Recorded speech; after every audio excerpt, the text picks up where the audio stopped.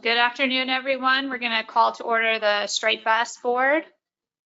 We'll start with approval of the agenda. Are there any additions or modifications to the agenda? Seeing none, the agenda is approved by consent. We'll move on to approval of the proceedings from May 2024.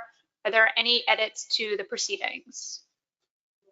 Seeing none, the proceedings are approved by consent. So we'll now move into public comment. This is for items that are not on the agenda. We'll look for raised hands both in the room and on the webinar. And we do have some folks interested in public comment. Des Khan, I see your hand raised. I guess I've been called on that. Is that correct? Yep, Des, we're ready to hear your comment. We have a 3-minute timer for you. Great, thank you. Well, I appreciate the chance to comment. I'm speaking today about an issue that I don't believe the board is fully aware of, but it has a major impact on coastwide abundance, and that is the Salem nuclear reactor on the Delaware River. This is an old style reactor with once-through cooling, and it pulls in over 3 billion gallons of water a day from the Delaware River estuary. It is one of the largest, if not the largest, industrial water intake in the world, and it kills millions to billions of fish every year, including, in many years, they provide estimates of the numbers killed by life stage. And in the case of striped bass, I remember their estimate for 2002, sticks in my mind, was 400 million larvae and early juveniles. And I've been working on this for ever since 1999, when I worked for the state of Delaware. I was also a member of the Striped Bass Technical Committee for years and was even chair for a while. So, but this issue has not come up. I have estimated using equivalent recruits analysis, which is a standard method for gauging the impact of entrainment and impingement, that this plant kills about, on average, among years, on average, 1/3 of all the Delaware River striped bass that are produced. Now, this is highly variable. Some years the estimates show the plant killed over 80% of all striped bass produced in the river. And we partly gauge this using the data from the New Jersey Marine Fisheries Delaware River Haul Seine survey for striped bass that they do every year. So that's part of the analysis, and it allows us to estimate the total mortality rate. And I think when you look at the last estimate of the Delaware River stock, it was estimated to contribute 15 to 20% to the coastwide stock. So if 1/3 of it is being killed by Salem, that means the stock is being reduced by 10% due to Salem. And there are efforts underway to try to change this. And I would suggest that the commission might want to look into this and possibly support those efforts. Thank you. Thank you, Des, for your comment. Much appreciated. I think those were all the hands we had raised for public comment today. So we'll move on to agenda item 4, which is approval of our fishery management plan review and state compliance reports for 2023. So I will pass it over to Emily. Great, thank you, Chair. So I will go over the components of the FMP review, hitting some highlights, as well as the plan review team comments and recommendations. And then the board action for consideration today is to consider approving the 2024 FMP review and state compliance reports. Starting with the status of the stock, we are still operating under the 2022 striped bass stock assessment update, which found the stock is overfished, but not experiencing overfishing. As a reminder, the stock assessment incorporated data through 2021. And as we all know, the next stock assessment, the 2024 stock assessment update, is currently in progress. So we will be getting those stock assessment results in just a few months. Moving on to status of the FMP, in last year, 2023, Amendment 7 was in place until the 2023 emergency action was implemented to reduce harvest of the 2015 year class. That action was approved on May 2nd of last year, and all states had to implement that action by July 2nd. And state implementation dates range from mid-May all the way until that July 2nd deadline. And then for this year in 2024, that emergency action was replaced by Addendum 2, which was required to be implemented by May 1st. Here's the figure of total striped bass removals by sector in number of fish. You can see at the bottom, commercial harvest and discards, relatively stable as a quota managed fishery.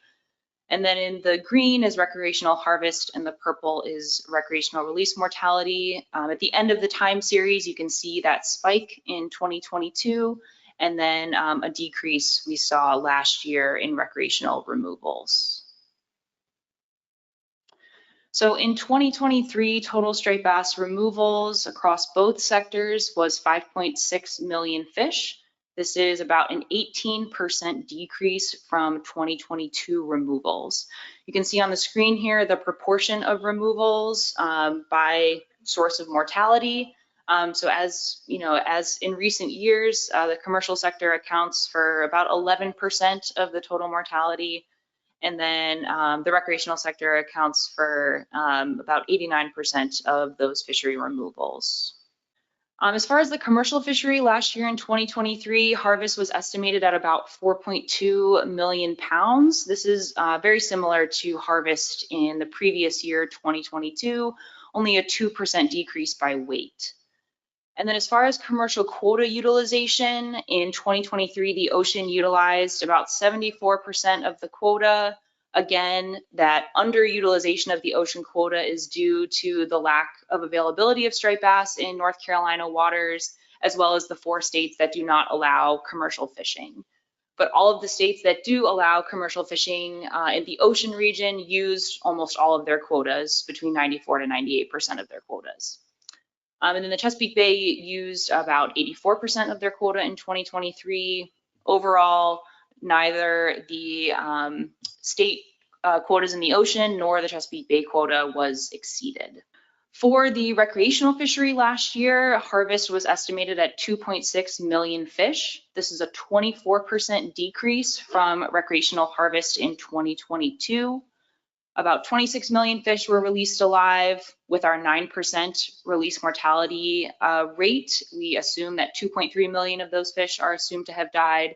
And that's about a 12% decrease in live releases from 2022.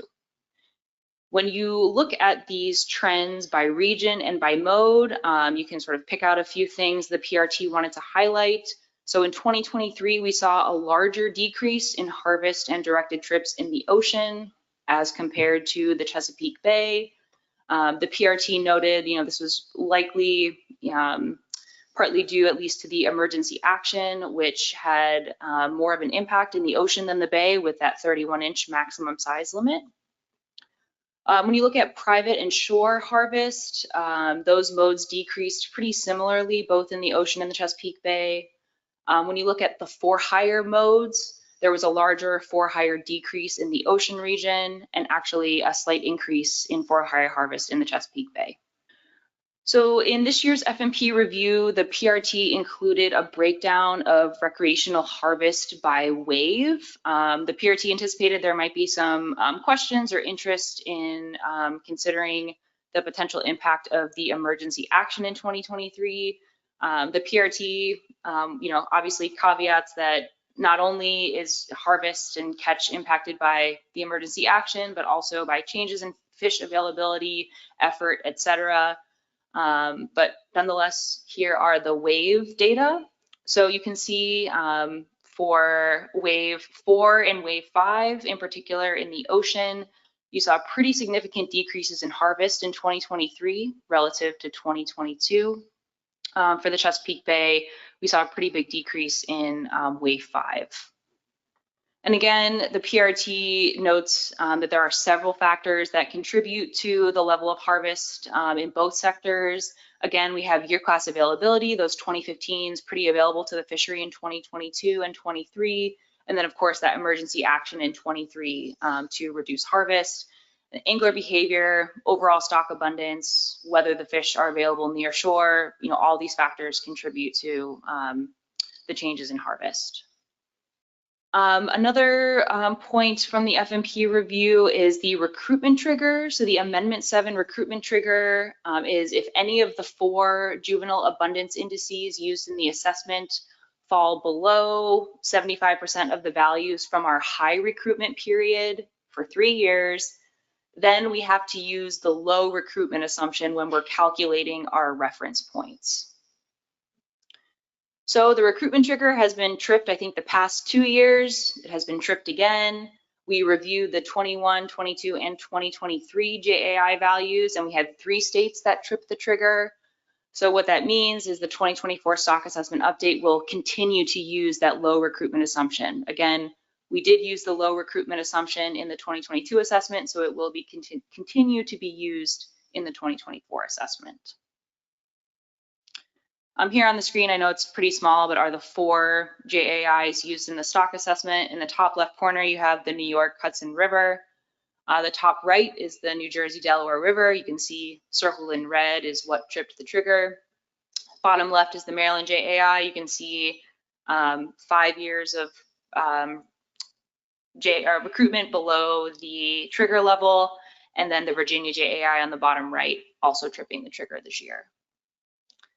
As far as the PRT's comments, the PRT found that in 2023, all states implemented management consistent with the provisions of the FMP and with the emergency action, and there are no de minimis requests. The PRT had previously noted in last year's FMP review some difference in regulatory language for the Amendment 7 gear restrictions that were required to be implemented in 2023. So that is the prohibition on gaffing and the need to release striped bass caught on any unapproved method of take without unnecessary injury. The PRT had noted a couple of differences last year. The board did not express any concern last year, but I just wanted to point it out again.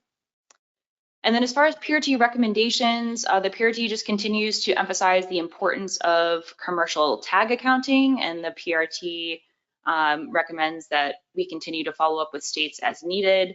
And then the PRT also recommends the board task the PRT with a review of the commercial tagging program, just to review the program components. This isn't necessarily intended to change the program requirements, but instead review how the programs have been operating, identify any issues that states have encountered, how they've resolved them, and it would also be important to include the law enforcement committee. Another thing, the PRT just wants to make sure the reporting for the tagging programs are streamlined. Right now, there's some duplicative reporting in the tagging reports and the compliance reports.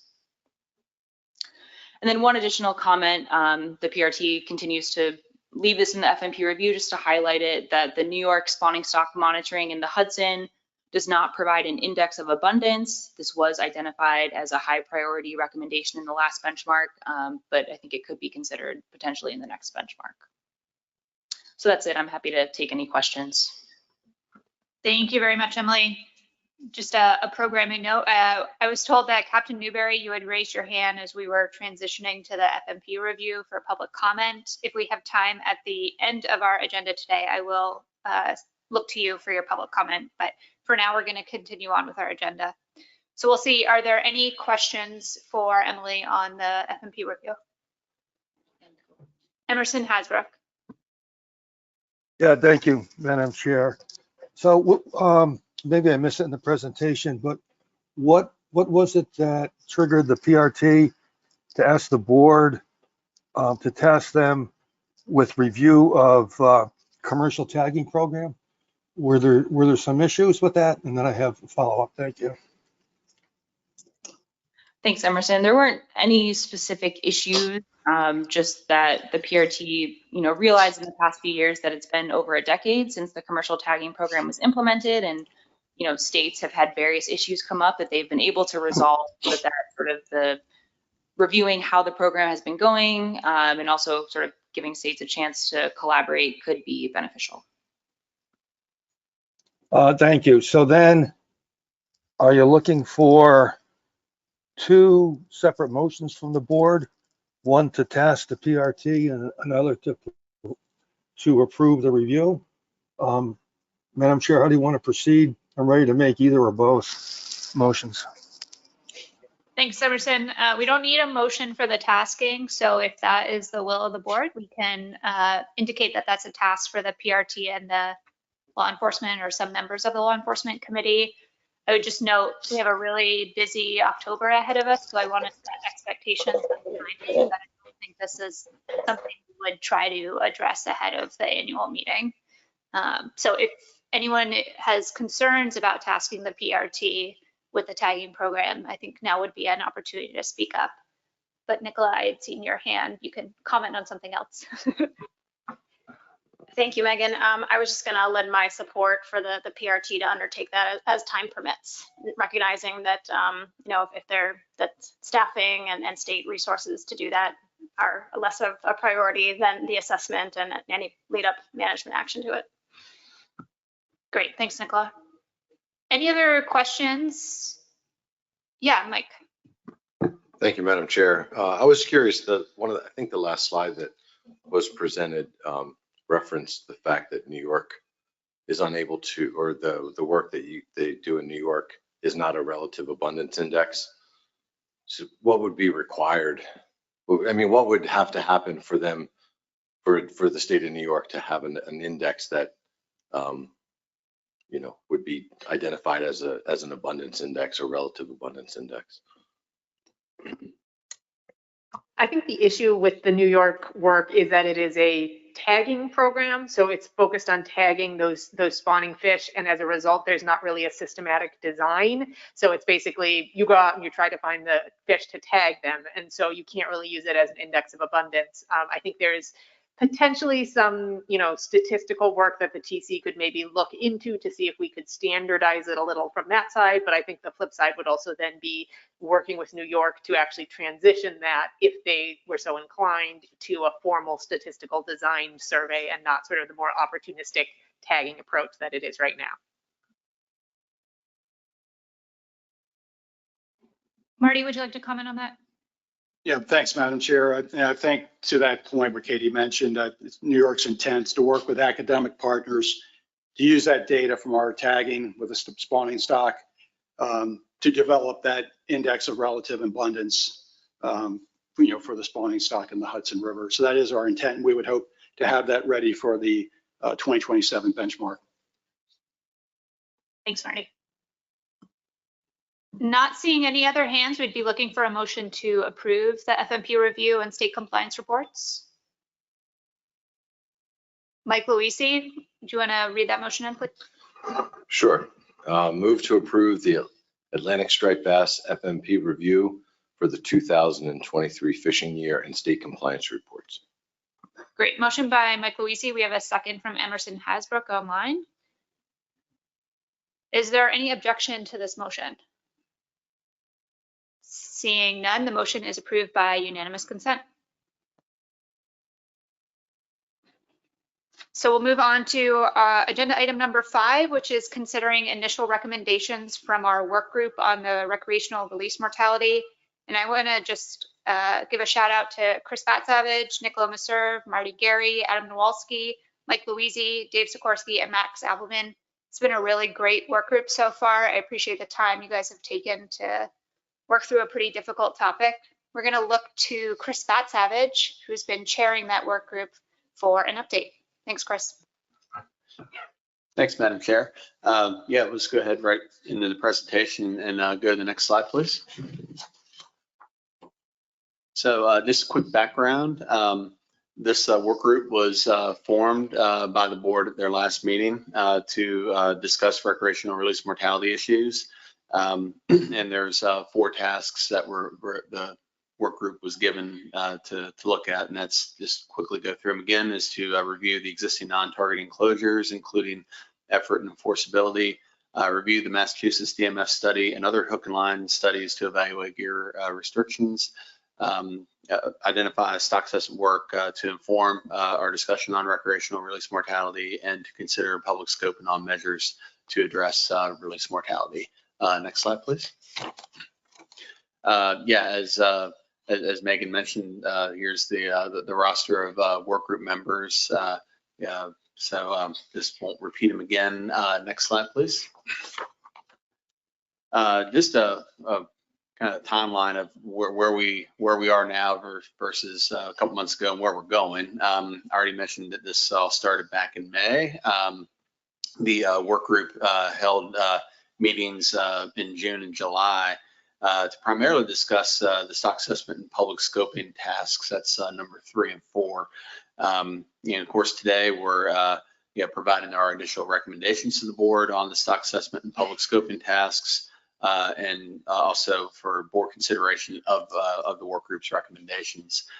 Looking ahead for late summer into October, we'll have a couple more work group meetings to discuss the non-targeting closures and gear restrictions, and revisit tasks 3 and 4 as needed. And then we'll wrap things up with a final report that will be presented to the board at their meeting in October. Next slide, please. Okay, now cover the discussions the work group had on the stock assessment work, so task 3. Next slide, please. So this task was to identify stock assessment sensitivity runs on how low release mortality must get to see a reduction in total removals. And this task considers a trade-off between reducing the recreational mortality rate and reducing overall number of recreational releases. Next slide, please. So the work group reviewed the past technical committee work that explored how different release mortality rates throughout the time series would impact the stock assessment results. This task is to understand how reducing recreational release mortality in the future will impact the stock. And the work group, after that discussion, work group recommends the following items for the TC to analyze. Next slide, please. So the first one is, if a reduction is needed to achieve rebuilding, determine how low the release mortality rate would need to be to achieve that entire reduction through the release mortality rate alone. If the number of live releases is constant, what would the release mortality rate need to be to achieve the reduction? The second task is, if a reduction is needed to achieve rebuilding, determine the % reduction of live releases needed to achieve the entire reduction through live releases alone. Using the current 9% release mortality rate, how many fewer live releases would there need to be to achieve the reduction? So these tasks are looking at the extreme cases for reducing recreational release mortality, with the first one looking at release mortality, the release mortality rate, and the second one looking at the number of released fish. Both of these assume constant recreational harvest, but each of these has iterations, different iterations for the commercial fishery. One has constant commercial harvest, and the other is for an equal reduction in commercial harvest. Next slide, please.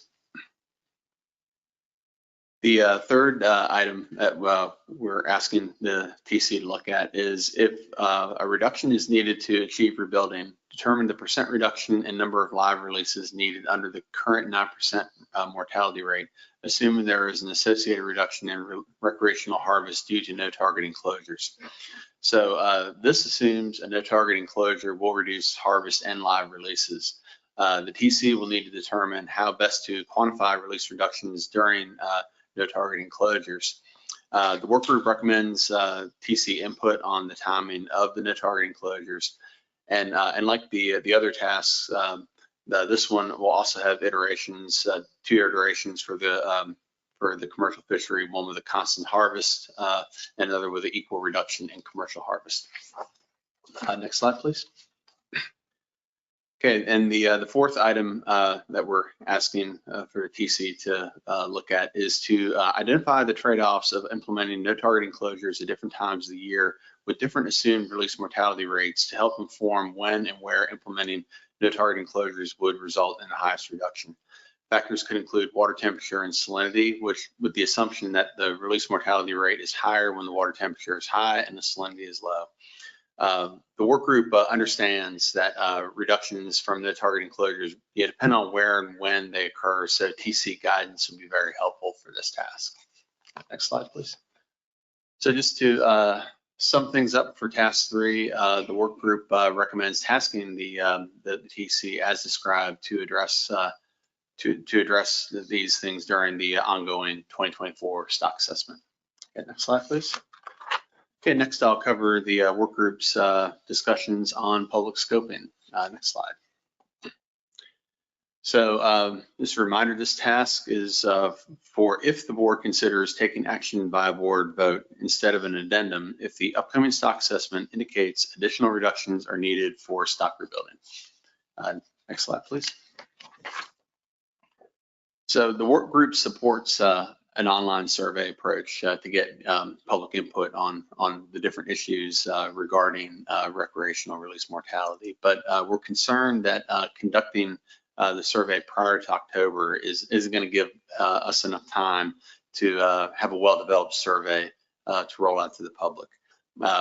This is an important opportunity, or very important opportunity, to inform management beyond just the next stock assessment. So we want to take a little more time on this, and with that, the additional time for the survey development would be beneficial, for us, and also the fact that it was mentioned a few times, none of the work group members are trained in survey design, so we just want to be careful on just kind of how we craft these questions.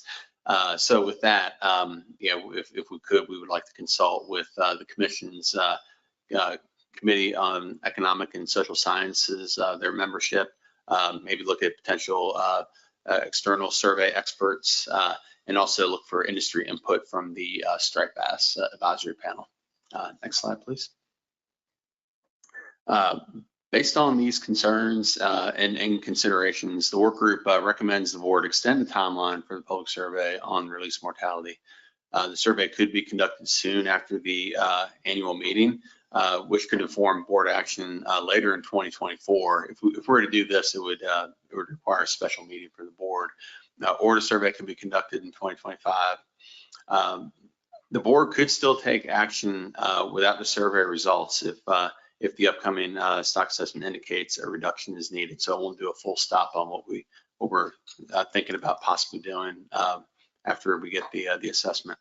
The work group thinks it's important for input from survey experts and the advisory panel before releasing the survey to the public, and the work group also identified a need for an outreach strategy for disseminating the survey to make sure we canvas get as much input from the public as possible. Next slide. Okay, that summarizes the last 2 work group meetings. Again, I want to thank special thanks to Emily and the work group. I think they've been very productive meetings we've had, and also thanks to the public that have been participating.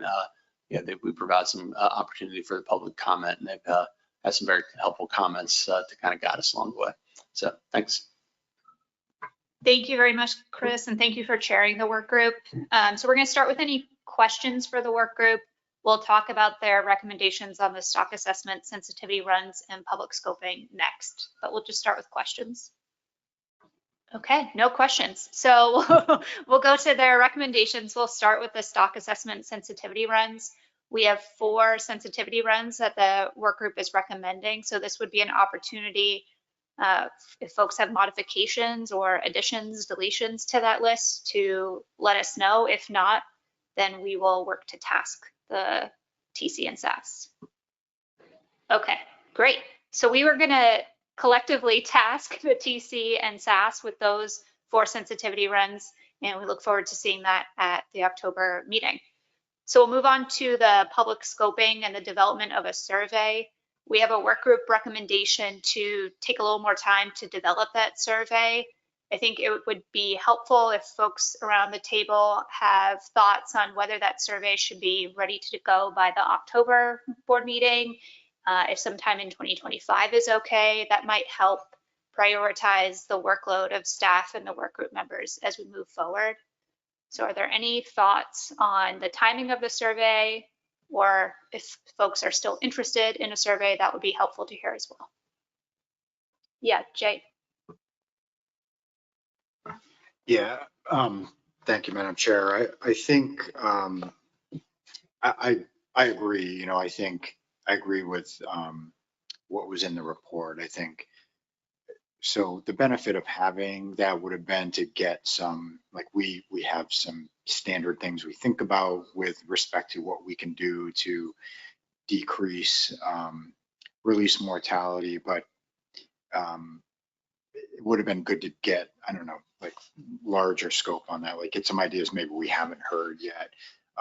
And I do, so that is an attribute of the survey. However, I agree to create a survey to actually get like, you know, actionable, good pieces of information from it takes time and thought. And so I'm in agreement, you know, and working on that a little longer and delaying the survey. So, and nice job on all of this. It was a really thoughtful document. I appreciated it. Thanks, Jay. So I have Jim Gilmore and then Bill Hyatt. Thanks, Madam Chair. And just in terms of practicality, I agree 100% on the survey. It should be delayed a bit from experience from last year when we ran a survey and the original parameters for it were delayed, and we ran the survey very late, very short period of time. And it was reported in the newspapers that 56% are opposed to this change, whatever. But then the reality was they didn't report, we only reached 2% of the fishing community. So it was a useless survey. But the danger of misusing numbers like that becomes an important issue. So do it right. So delay it a little bit, and I think it'll be more useful. Thank you. Bill Hyatt. Thank you. Yeah, I also support the additional time, particularly for getting some expert consultation on the construction of the survey. The idea that it's going to be online, it adds additional bias, and I think any type of consultation you can get on the wording and the format to make sure an online survey is as accurate as possible is to our long-term benefit. Great. So what I'm hearing so far for feedback is continued interest in the survey, wanting to make sure we're developing it correctly. So I would say encouraging the work group to consult with the SAS as they can, and continuing on, and we'll see where we get by October. I'll look to work group members and make sure folks feel like that's enough feedback for you guys. Yeah. Okay. Great. So we will. Sorry, Madam Chair, I'm late to the game. I did hear a comment about socioeconomics is one reason to delay is to make sure we get good socioeconomic response based on how the survey is conducted. I guess I want to make sure socioeconomics are included in the survey. Maybe that's an easier way to say it. Just from a sort of staff perspective, could you expand on that a little bit? I mean, I think in terms of the survey distribution, you know, if the board is looking to reach as many people as possible, of course, the commission will, you know, push the survey through our channels, but I think we would look to the board members to make sure that the stakeholders in their states are receiving the survey. But if you're interested in specific types of questions on the survey related to socioeconomics, that would be great. No, I don't. I'm not going to even dare to recommend any specific questions. But I just want to make sure we reach out to a wide variety of stakeholders. I think a wider variety versus a lot of surveys in general is more important. You know, where it's how do you pinpoint your target audience and make sure you get all the different user groups in the response is important. Thank you. David Borden. Thank you, Madam Chair. I just want to follow up on Eric's point about economics and soliciting a broad group. If we're going to consider gear changes at some point, which we might want to, some constituents are already advocating that, then I think it's important to get the direct input from the gear manufacturers, particularly on the issue of lead time to change lures and those types of considerations. So whether that's done as part of the committee or an individual on the committee then goes and talks to them directly. But I think their input is important at this stage. Thank you. Thank you. Any other comments on the survey? Yes, John Clark and then Ray Kane. Thank you, Madam Chair. I'm just trying to be clear on the timeline of these various tasks going on. So in other words, we'd be looking at the first and second, which would be kind of estimating how much of a reduction in recreational mortality we'd have to see. Then we'd be coming up with ideas as how we could reduce it. And then the survey would take a while to develop. So when the survey is actually out, is it going to have specific ideas in the survey, or is it going to be the whole kind of long list of possible methods that can be used to reduce recreational mortality?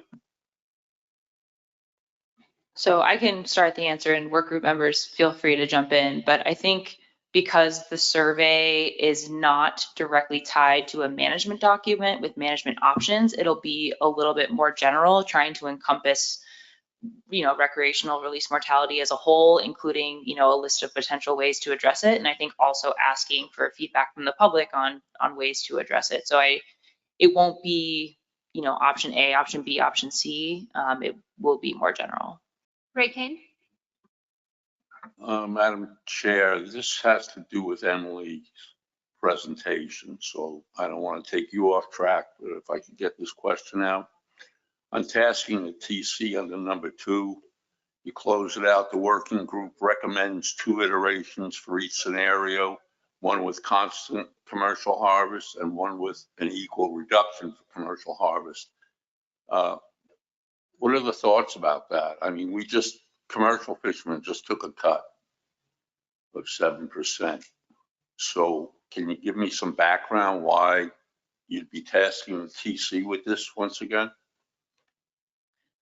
Right, so that detail is just sort of how to parameterize the projections the TC would be running for these 4 tasks. So for these 4 tasks, right, there's 4 sources of removals: release mortality, recreational harvest, and then commercial harvest and discards. So the focus of these tasks and resulting TC projections would be figuring out what that reduction in release mortality would look like. And then the question is, how do we parameterize the other variables in those projections? And so we would assume recreational harvest is constant because we're trying to focus on that recreational release mortality.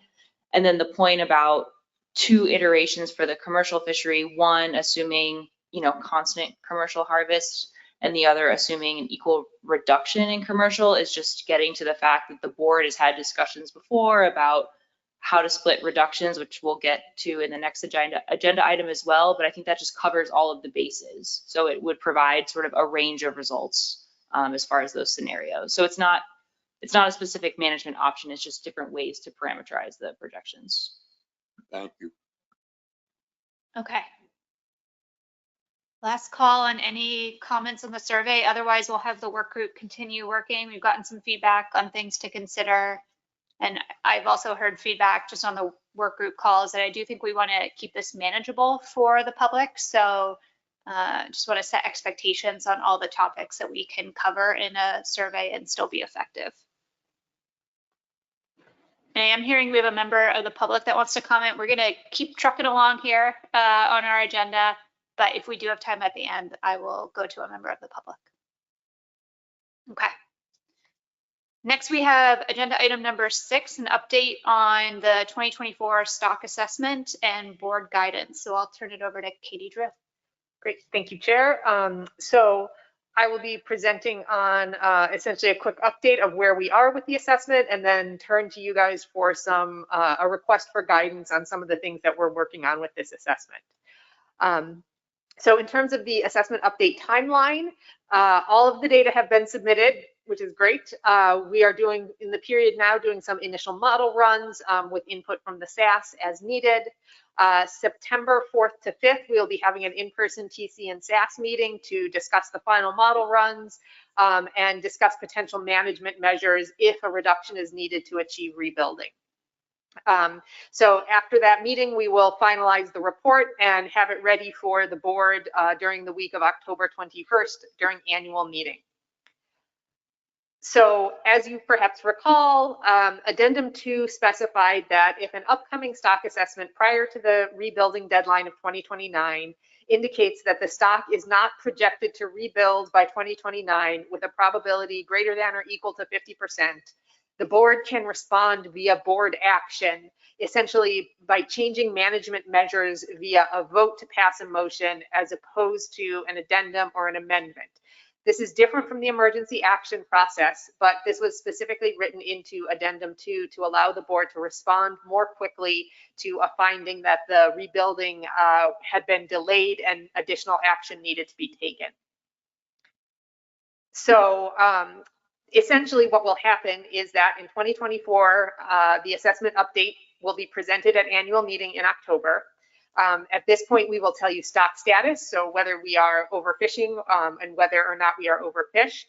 And then we will also report on the set of projections that we have done to determine what level of harvest or what level of removals is necessary to ensure that we will be rebuilt by 2029. If the projections indicate there is a less than 50% probability of rebuilding by 2029 under the current F rate and the current regulations, the TC would then calculate new management options to present concurrently with the assessment.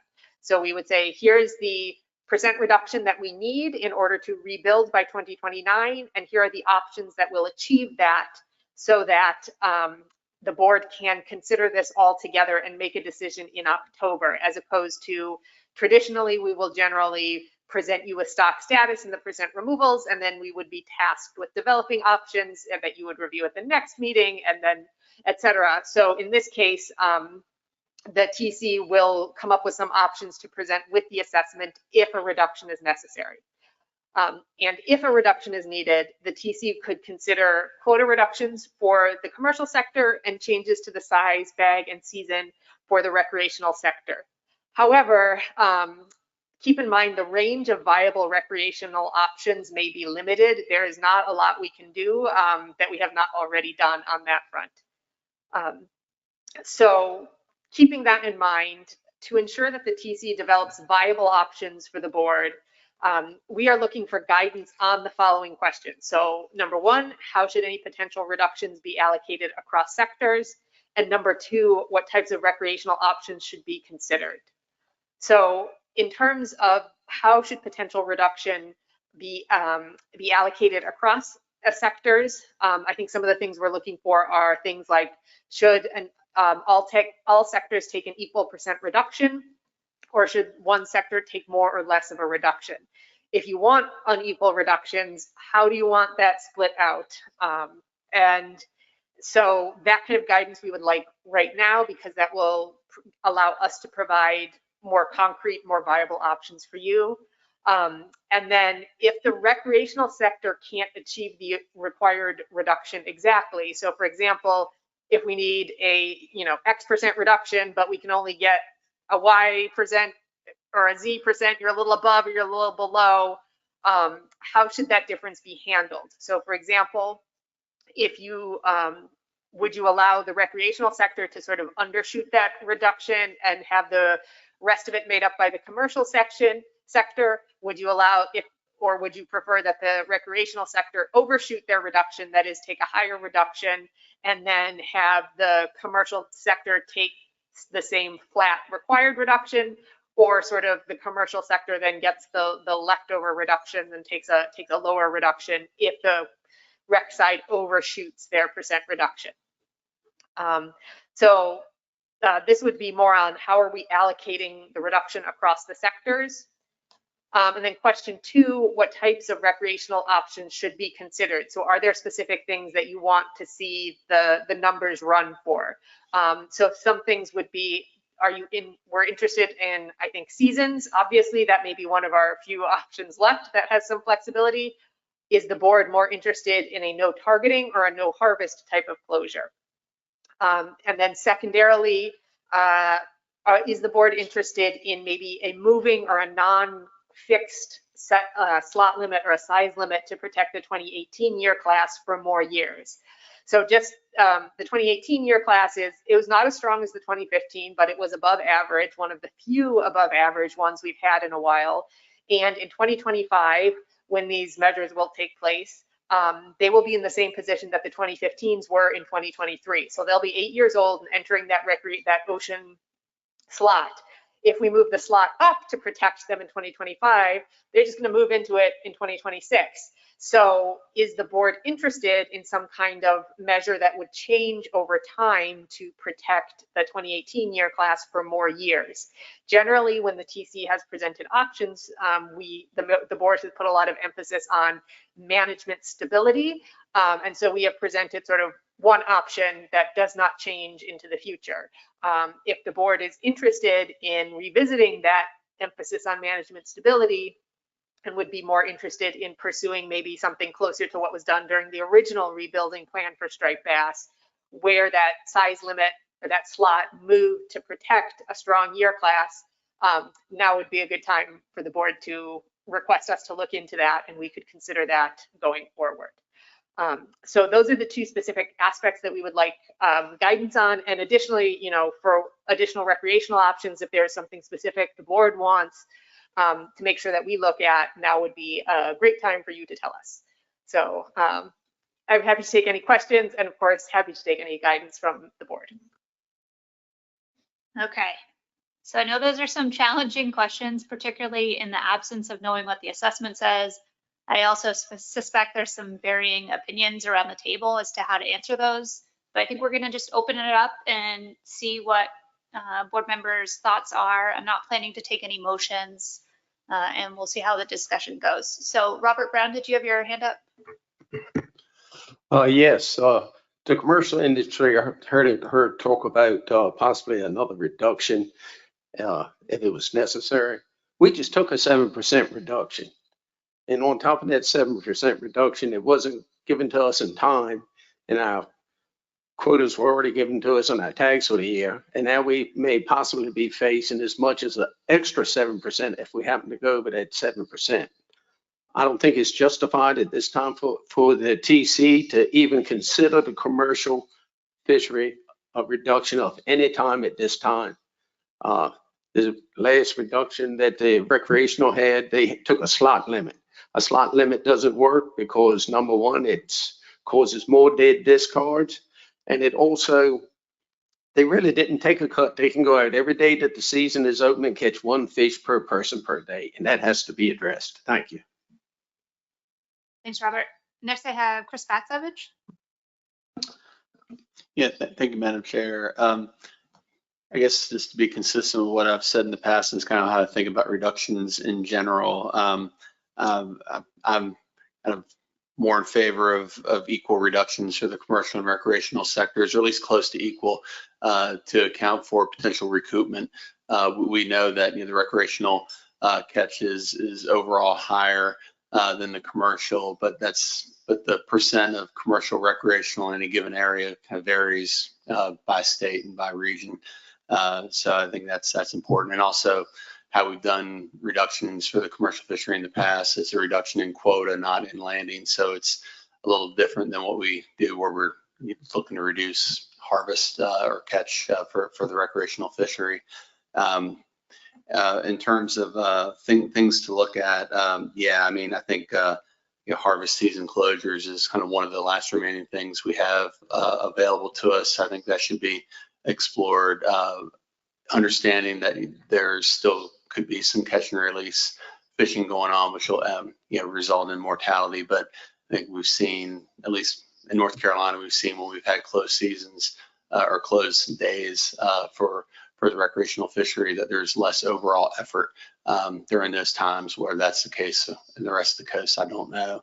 And then I guess just a consideration for the TC, if there's like an X% reduction needed, instead of trying to hit that number on the mark exactly, we know there's a lot of inherent uncertainty, recoupment, things like that.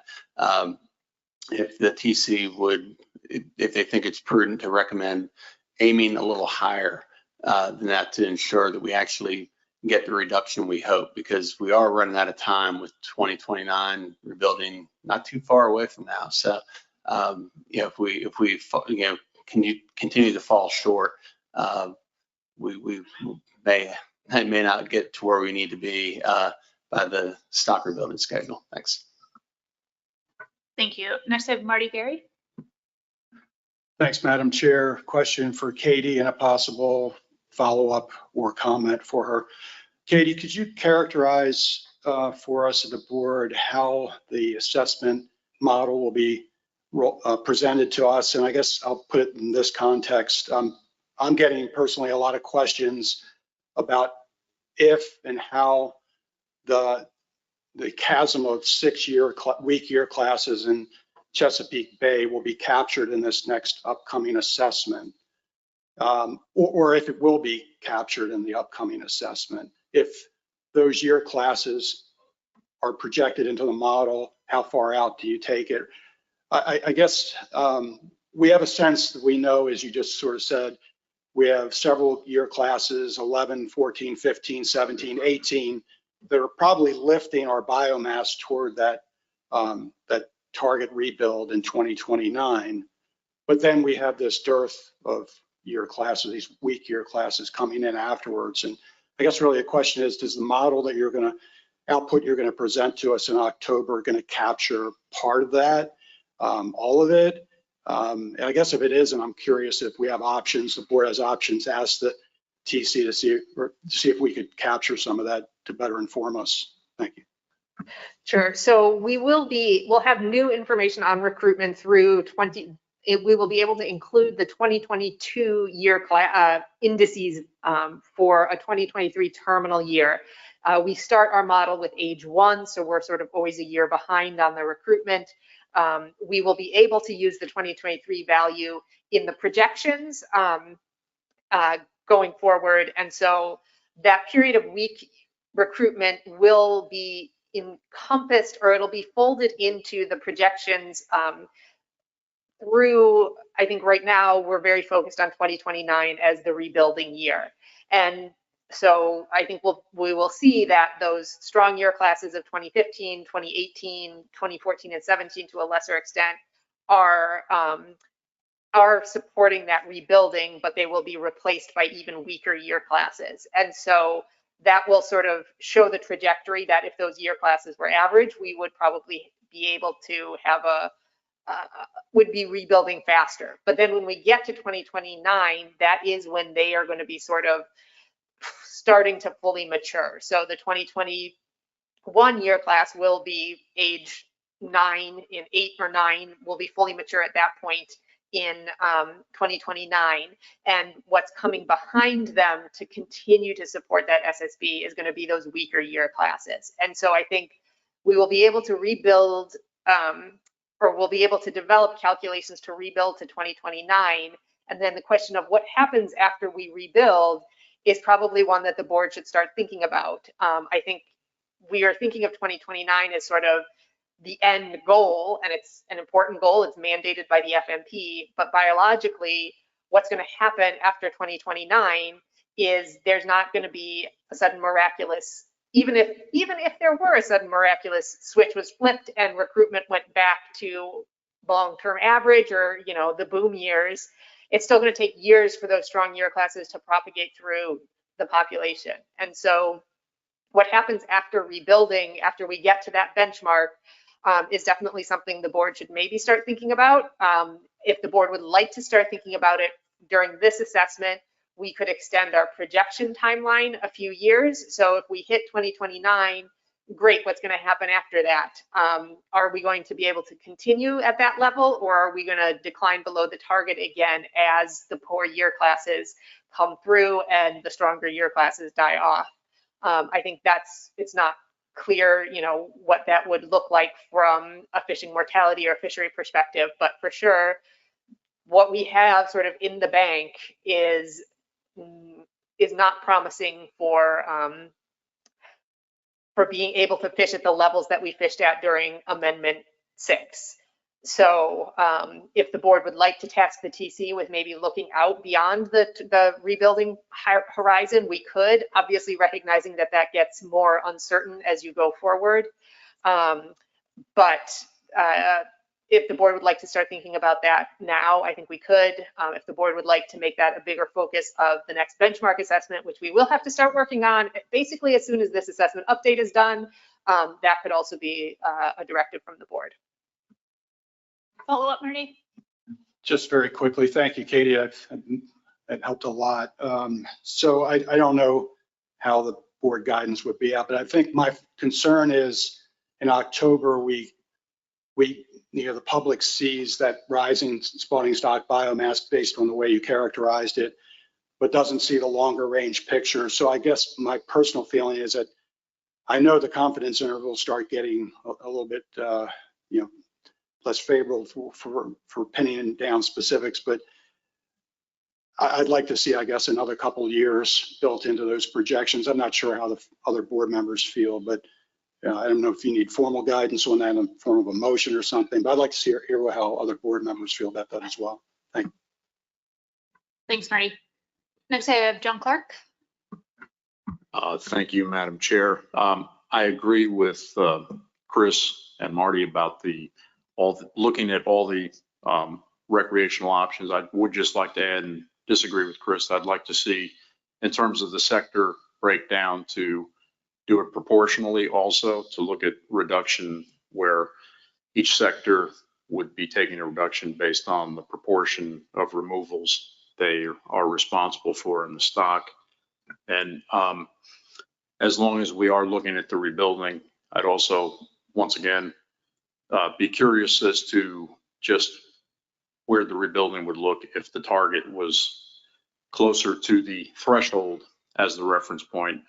As I've stated before, I just think the target is extremely high, very difficult to reach, and don't know if that's a possibility, but I know that based on the amendment, we're kind of stuck with these reference points, but I just think they're setting us up for continual crisis here.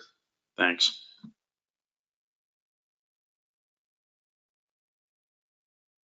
So I think we can, obviously we're not changing reference points at this point, but we can, when we do the projections, we always show the probability of being above the threshold as well as the probability of being above the target. So we can show that, continue to show that as well. And then I think just for your proportional reduction question, just to be clear, I think it would be something along the lines of what we talked about during one of our last actions where, for example, if you need an 18% reduction, the commercial sector makes up 10% of the overall catch, the commercial sector would take a 1.8% reduction and the rest of the reduction would come from the recreational. Okay. Okay, next I have Jason McAmey. Thank you, Madam Chair. Thanks, Katie, for the presentation and kind of seeding the thoughts there. I always appreciate that. I have a couple of things for you. So just confirmation maybe. I like the idea that you offered about, trying to move that slot limit a little bit and seeing the effects. And I don't know if there's some way to kind of optimize that, kind of find a slot limit that, optimizes reductions or rebuilding, but maybe both of those could be looked at if they're not the same. It's something that we had talked about, when we developed the slot limit, this notion that slot limits perform best when they're dynamic, in particular when you're trying to, we're trying to protect very specific year classes. And so by its nature, then they'll have to move to do that as the fish grow. So that was one idea. Another one, which I'm guessing might spark a little more conversation around the table, is investigating some split mode options. So keeling off the party and charter sector separately and dealing with them. And I'm not saying not to have them take reductions as well, but to kind of treat them separately so that, you know, whatever reductions would need to take place could be different than the overall recreational fishery. And I was wondering, you guys have a lot to do, and we just gave you a bunch more, but here's another. So I know it's an update, and what I'm about to suggest can't be done for determining stock status and things like that. I recognize that, but I wondered if you could actually treat party and charter as a separate fleet in the model. Because I think when we talk about these things, we're sort of talking about the management aspect, but I don't think we've had a lot of information or any information on, you know, the effect to the population by doing this change, and that could help that. I'm fine if the answer is no, we don't have time to do that, but maybe that could be like a longer term task as well, to kind of split out party and charter. I think the information should be there, right? We have information to inform selectivities and things like that, because most of the sampling information is from the party and charter sector anyways, and then MRIP has separate removals. So I think it can be done. Maybe I'm wrong, but it's just a thought. And then one more to the discussion you just had a moment ago. I think it was with Marty. But you know, longer term, so I'm not talking about now, but kind of future thinking, maybe during the benchmark process, I do think it makes a lot of sense to start looking at, you know, some sustainable management options under a low recruitment future. And, you know, I think we all kind of think of these things as, all right, we just got to get the population back, and then we can get back to the good old days, and maybe the good old days are not going to be here maybe for a while. So it might be smart to our slot limits the future here. Do we need to get comfortable with them, and then what does that look like? Things like that. So yeah, thanks. I'm happy to take any feedback as well, but thanks for the time. I mean, I think in terms of the pulling the party charter fleet out as a separate fleet within the model, we can't do that for or we could, but I think that would be such a significant change that it would warrant a benchmark. Right now, we do not have the sectors as specific fleets. We have a bay fleet and an ocean fleet. And so we would need to do basically a bay charter and an ocean charter fleet. And I think it would be a pretty significant change to the model structure, as well as the data inputs that we couldn't accomplish in an update. But we could look at the mode split option as one of the options that we do for if a reduction is needed. What would a different regs for the for-hire fleet look like? Just a quick follow-up, Madam Chair. Thank you. So thank you for that. I appreciate the comment, and so it just sparked another thought. So thinking ahead to the benchmark, yeah, a reconstruction of the fleet structure might make a lot of sense this go around, in particular with some of the discussions we have about the commercial sector. And so now I think the way the model works is the selectivity. It's because it's a predominantly recreational fishery that it's mostly like a rod and reel type selectivity. But I think there's enough difference now, in particular with the slot limit, that peeling out the commercial as a fleet as well and doing like a logistics selectivity or something like that maybe makes sense. I don't know that it'll do anything, but just kind of future thought idea. Thanks, Jay. Justin Davis. Thank you, Madam Chair. If you'll allow me, I've got a question and then some follow-up comments, if that works. So the question's for Dr. Drew, and it relates to the current slot limit. Will the current 28 to 31 inch slot limit in the ocean fishery be protective of the 2018 year class for like at least next year probably, and then maybe even the year after based on the size of the fish in that year class? We have some slides on this, but next. Yeah.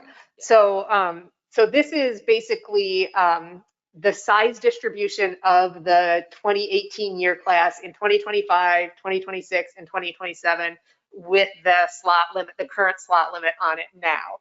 And so similar to this is basically just the length distribution. It's not about abundance, but it's about how that population is distributed over those length bins. And so what you can see is that in 2025, it's basically moving into like 2024, it's starting to move in there right now. 2025, it's going to basically be hitting the peak of them and then slowly start moving out.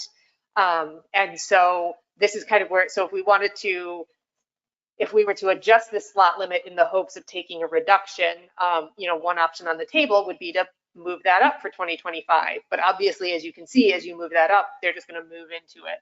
I don't know if we would want to move it down, but from like just a biological reproductive standpoint.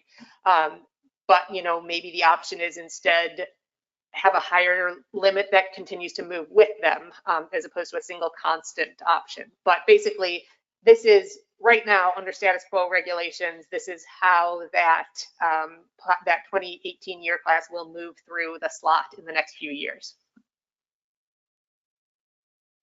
Okay, thanks. That's helpful.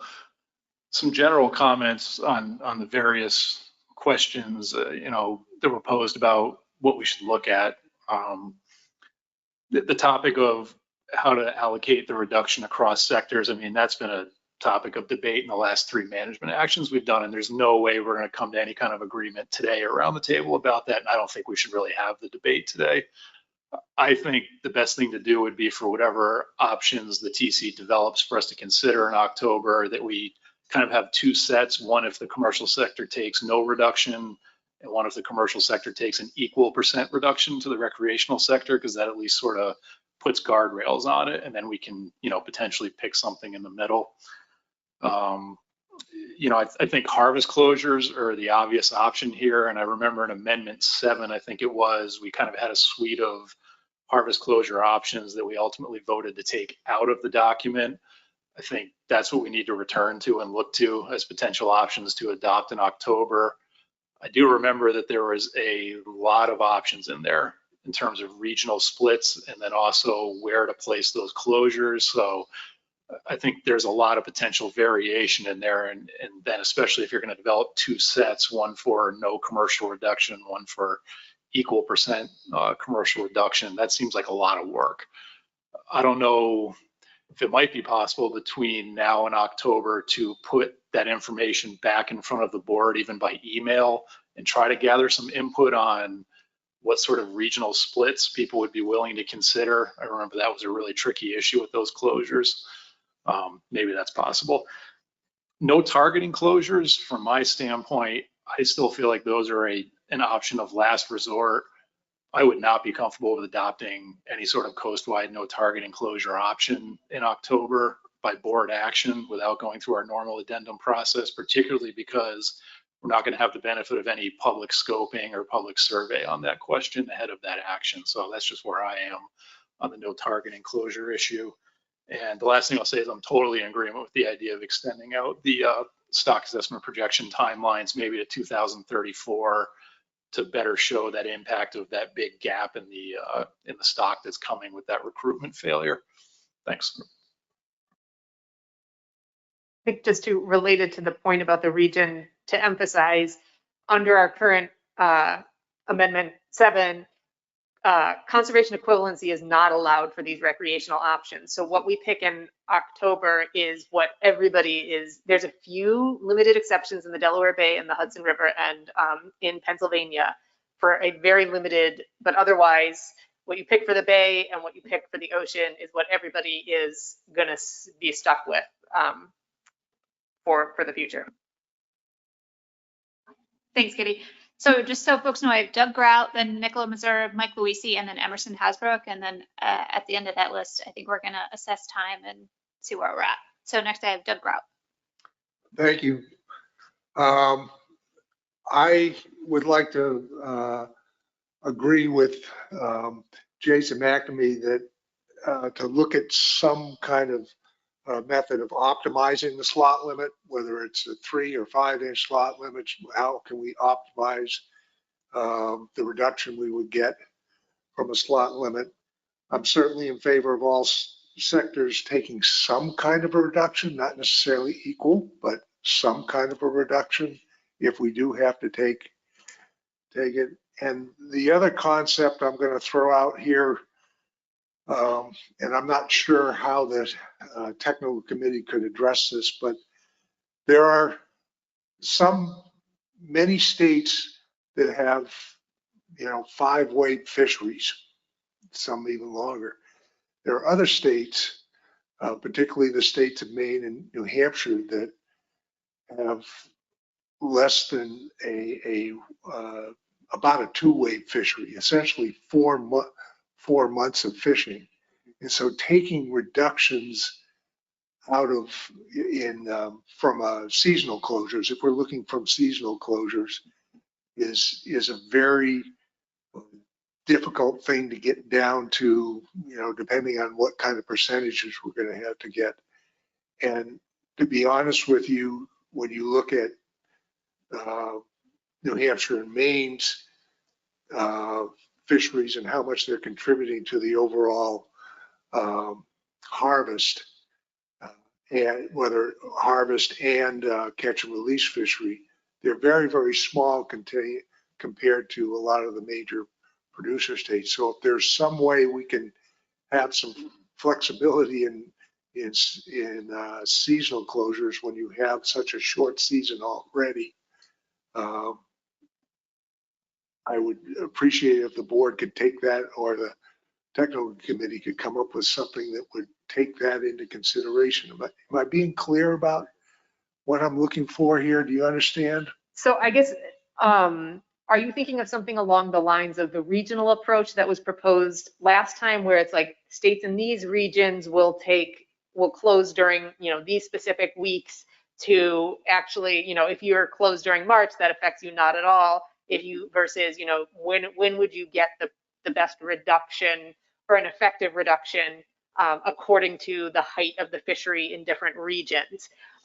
So I think that's possible. That is, we could tailor when and how long those reductions are to each region in order to get sort of the effective reduction that we're looking for. Or are you talking about different reductions in different states based on the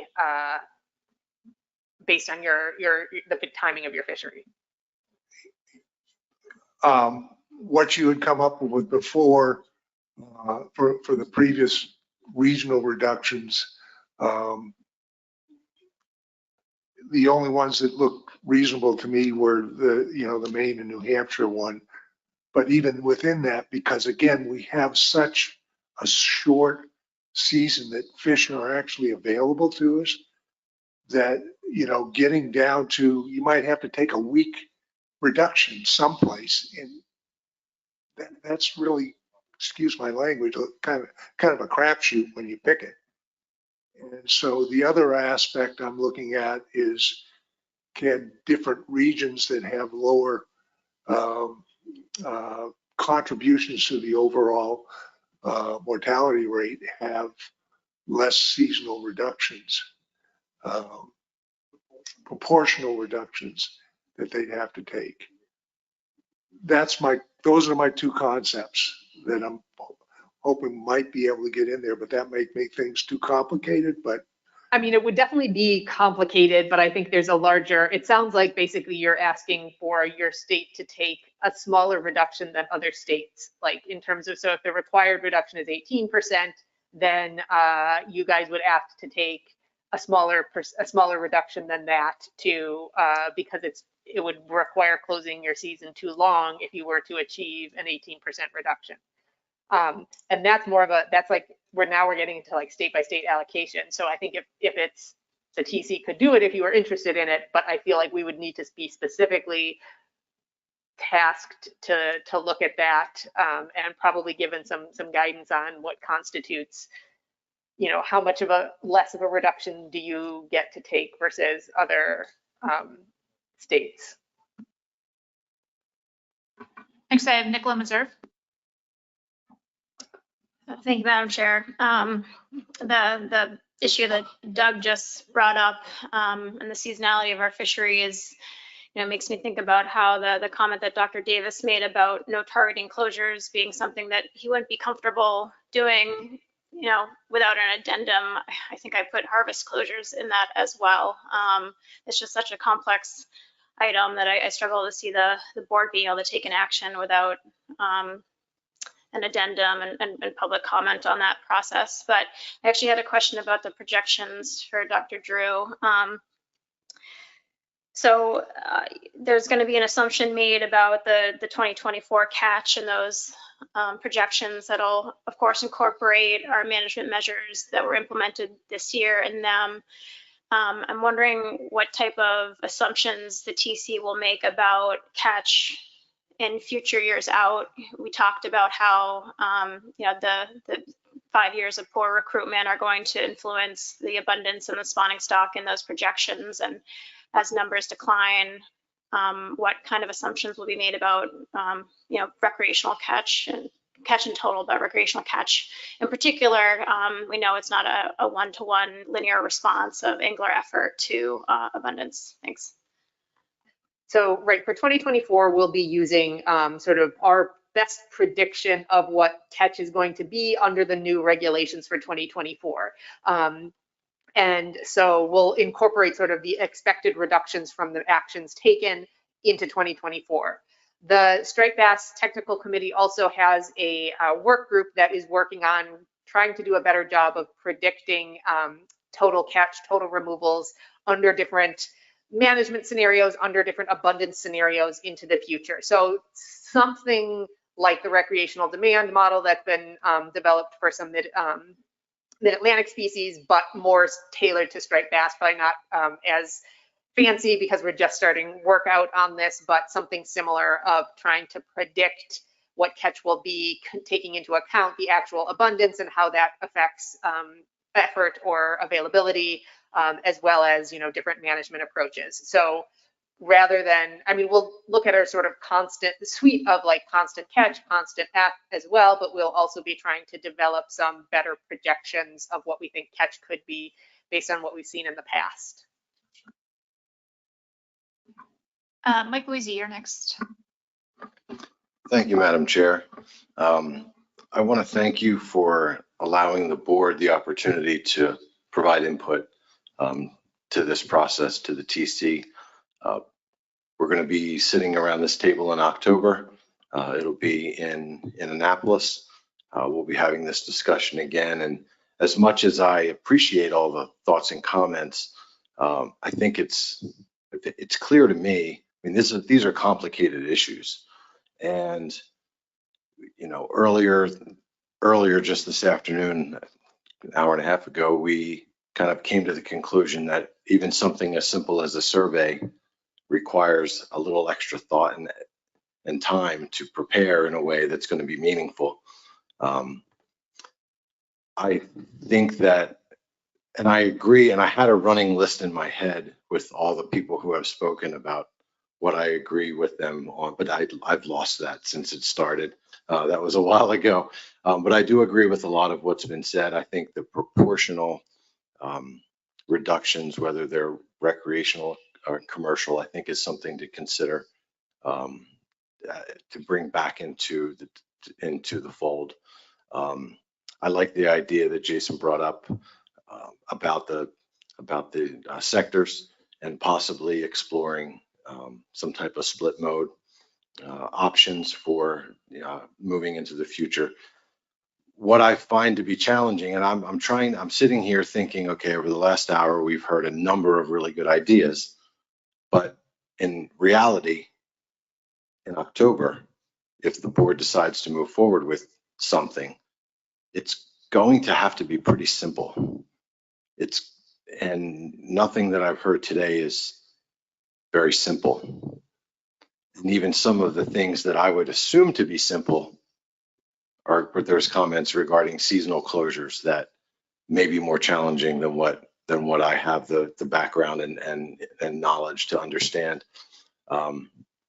So I don't want to go on and on about, the decisions we have to make down the road. But I'm challenged right now in thinking about how we're going to take this discussion today with all the other work that the technical committee and staff need to do to prepare for the presentation of the assessment update, and then follow that up with management actions that I would assume would be expected to be taken in 2025. We're going to be facing some challenges. So to back up and to say that I think exploring the things that have been brought up today is a great idea. And I think it was good to ask the board for that feedback. In reality, though, I think what we are going to look at in October are going to have to be some pretty simple concepts if we decide to take action without going through the normal addendum process, which we can do based on our decisions earlier this year. Just want to make sure that for the public's expectation on what we might be able to do, I think we're going to find some challenges in being able to do it all together. And I think that's without the conservation equivalency dynamic that we've had in the past. I think there's going to be some challenges, but I'll look forward to seeing what the technical committee comes up with, and be ready to go in October. Thanks. Thanks, Mike. Emerson Hasbrook, Steve Train, and then we are going to move on to our next agenda item. So Emerson Hasbrook. Thank you, Madam Chair, and thank you, Dr. Drew, for your presentation. So my thoughts on options in October are going to, my thoughts on options that we're going to have to choose in October, including my thoughts on no targeting, are going to be guided by what we just an hour or two ago tasked the TC with doing, with those 4 sensitivity runs. So I'm anxious to see what the results of those 4 sensitivity runs are going to show, and that's going to help me decide how I would like to go forward in October. Also, I agree with John Clark that we need to take a look at proportional reductions. I agree with Jay Mack about split mode options, and I agree with Marty Gary about long-term projections. Our horizon should not be only 2029. We have to get a sense of what's going to happen after that.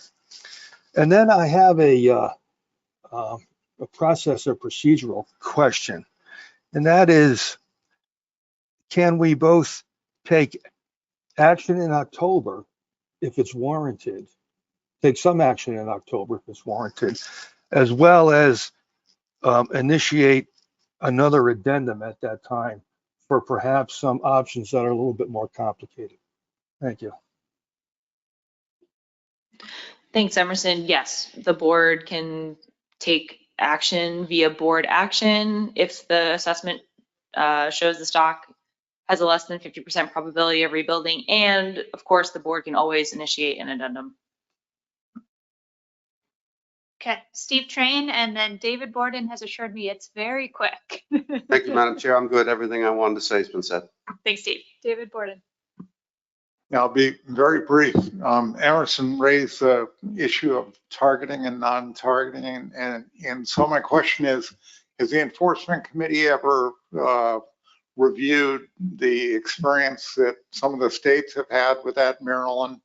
And if not, is it possible to get the enforcement committee to review the experience that some states have had, and then provide us whatever guidance they could provide us? I think that would be useful in anticipation if we're going to consider the concept. Thank you. Yes, so as part of the board work group on release mortality, enforceability is something the work group is reaching out to the states with current closures, as well as NOAA fisheries about. So that should be included in the work group report. All right, that was a great discussion. I thank everyone for their participation. I agree with Mike Louisi, this is quite daunting, and a lot of this is going to depend on what we see in October. So We will be prepared and take it as it comes. So our next agenda item is an update on the 2024 Winter Striped Bass Tagging Cruise. I believe Sig Van Buren is going to provide us an update. And Sig, if you're speaking, we can't hear you. All right, well, that gets worked on. I'm actually gonna go to agenda item number 8, the advisory panel, Tina Berg. We'll do those and then we'll come back and see if Sig's audio is working. Yes, so for the advisory panel nominations, there are 2 nominations, Tom Fody from New Jersey, a recreational angler from New Jersey, as well as Will Poston, recreational angler from the District of Columbia. Great, so Dennis Abbott, you're willing to make that motion. Can you read it into the record, please? Move to approve Tom Fody representing New Jersey and Will Poston representing the District of Columbia to the Striped Bass Advisory Panel. Great, so motion by Dennis Abbott. I saw a second by Joe Semino. Is there any opposition to this motion? Yes, so you would like to speak to the motion, Dennis? I recognize the familiar name at the top of the list.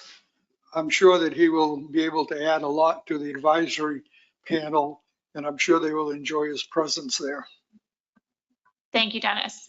So I'll try again. Is there any opposition to the motion? Seeing none, the motion is approved by consent.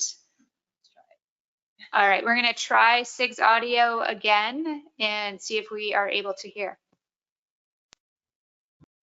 Do we have anything? Yes.